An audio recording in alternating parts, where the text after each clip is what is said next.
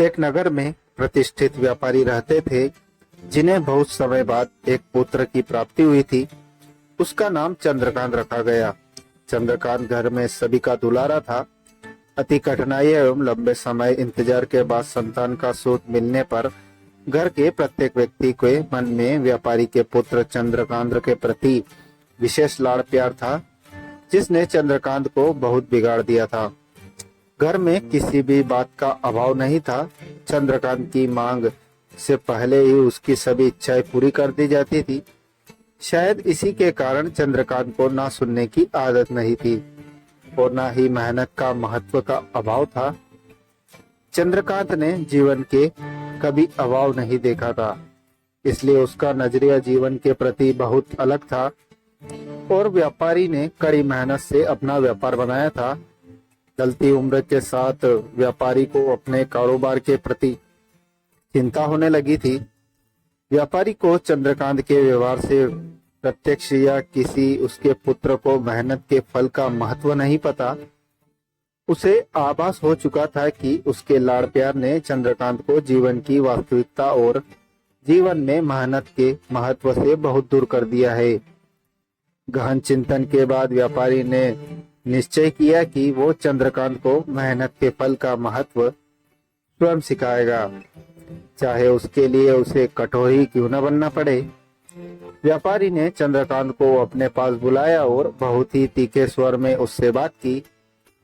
उसने कहा कि तुम्हारा मेरे परिवार में कोई अस्तित्व नहीं है, तुमने मेरे कारोबार में कोई योगदान नहीं दिया और इसलिए मैं चाहता हूं कि तुम अपनी मेहनत से धन कमाओ, तभी तुम्हें तुम्हारे धन के मुताबिक 2 वक्त का खाना दिया जाएगा। यह सुनकर चंद्रकांत को ज्यादा कोई फर्क नहीं पड़ा। उसने उसी क्षण भर का गुस्सा समझ लिया, लेकिन व्यापारी ने भी ठान रखी थी। उसने घर के सभी सदस्यों को आदेश दिया कि कोई चंद्रकांत की मदद नहीं करेगा और न ही उसे बिना धन के भोजन दिया जाएगा। चंद्रकांत से सभी बहुत प्यार करते थे, जिसका उसने बहुत फायदा उठाया और वो रोज किसी न किसी के पास जाकर धन मांग लाता और अपने पिता को दे देता और व्यापारी उसे उन पैसों को कुएं में फेंकने का बोलता, जिसे चंद्रकांत बिना किसी अड़चन से फेंक आता और उसे रोज भोजन मिल जाता। ऐसा कई दिनों तक चलता रहा, लेकिन अब घर के लोगों को रोज रोज धन देना भारी पड़ने लगा। सभी उससे अपनी कन्नी काटने लगे, जिस कारण चंद्रकांत को मिलने वाला धन कम होने लगा और उस धन के हिसाब से उसका भोजन भी कम होने लगा। एक दिन चंद्रकांत को किसी ने धन नहीं दिया और उसे अपनी भूख को शांत करने के लिए गांव में जाकर कार्य करना पड़ा। उस दिन वो बहुत देर से थका हारा व्यापारी के पास पहुंचा और धन देकर भोजन मांगा।